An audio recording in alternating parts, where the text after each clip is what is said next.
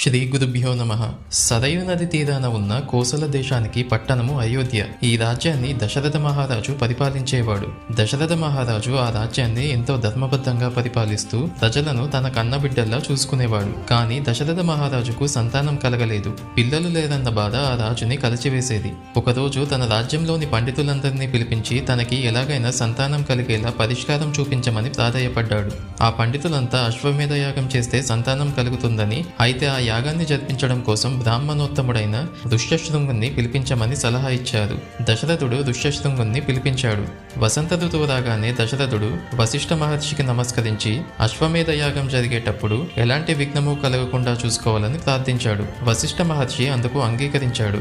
దశరథ మహారాజు గుర్రాన్ని వదిలి యాగాన్ని మొదలుపెట్టాడు. ఈ యాగంలో పాల్గొనడానికి దేవతలు, గంధర్వులు, సిద్ధులు కూడా వచ్చారు. ఇలా ఈ యాగాన్ని 1 సంవత్సరం పాటు చేసిన తర్వాత ఋష్యశృంగుడు దశరథుడితో, ఓ రాజా, నీకు 4 పుత్రులు జన్మిస్తారని ఆశీర్వదించాడు.